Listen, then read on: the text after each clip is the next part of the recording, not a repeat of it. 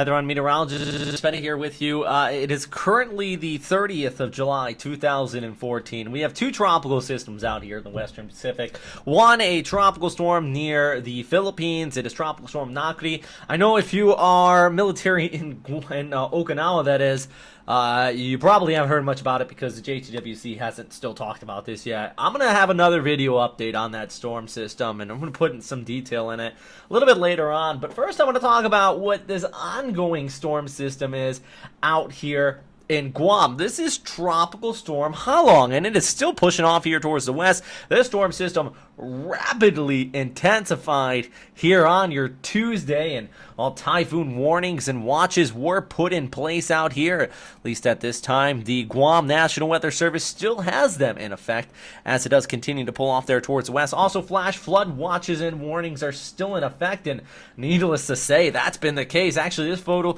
coming from videographer Jim Eds, our storm chaser out there on Guam. He has been taking photos and videos all day. Go check out his handle at Extreme Storms also on YouTube, because he has the latest videos coming out of here. Some pretty good stuff, all shot in high definition. And it is just showing you what it looks like out here, because right now most roads are impassable. We've been seeing numerous trees down, and also, well, widespread reports of flash flooding coming out of the storm system. And thus, flash flood watches have been put in place because this pushed overhead, dropping a tremendous amount of rain. As we look ahead through the next 12 hours, conditions are going to slowly improve. I mean, we're going to be seeing the storm system push off towards the west, but it's still going to be gusty. Actually, winds still being reported at tropical storm strength at the Anderson Air Force Base. Winds maxed out around 93 kilometers per hour today. Furthermore, you're still going to be seeing the rainfall and the high surf. Some areas 3 to 5 meters high, especially now along the southern and western coastlines, because our storm system, you can see right here on the satellite imagery, it's a little bit dispersed away from that center of circulation. Actually, you know what? I'm going to stop this right there, and you can see the center of circulation a little bit removed from where the bulk of the convection is. So you're still seeing a lot of that rainfall wrap around the southern periphery throughout the rest of the day here on Wednesday, and still a lot of the waves in the high surf will now change over towards the southwestern coast, where the bulk of the population is here along the western coastlines, where you have been seeing those tropical storm strength winds, and they probably are going to continue throughout the rest of your Wednesday, tapering off here by Thursday during the early morning hours out here as our storm system starts to push off there towards the northwest. So take a look at this. Here's our ECMWF model.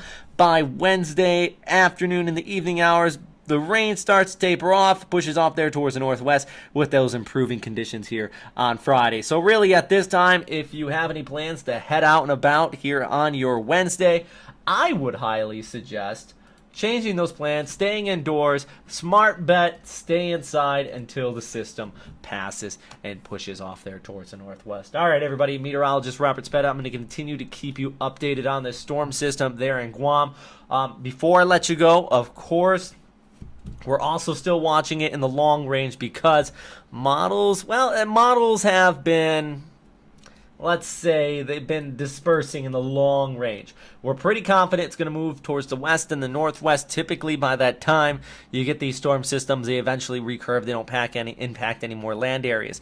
But the GFS has it going towards the northwest, then towards the west, then back off towards the north. Main reason is we have a high pressure area just towards the north of Guam, and all this dry air, these areas here you see in the yellow, those are going to be pushing in on this storm system, possibly keeping it farther down there towards the south. Plus, we have a big surge of cooler air and some dry air pushing down on this as well. So this isn't going to recurve really fast, but I think it might meander out here for the coming days. And when you get a slow moving storm system over the Western Pacific over the period of time, sometimes the long-range forecast doesn't pan out quite the way you originally expect. So anybody from the Amami, southern Japanese islands, through much of mainland Japan, even the Ogasawara Islands, this storm system could come out and meander around here and impact somebody before it moves off towards the northeast over the course of the coming week.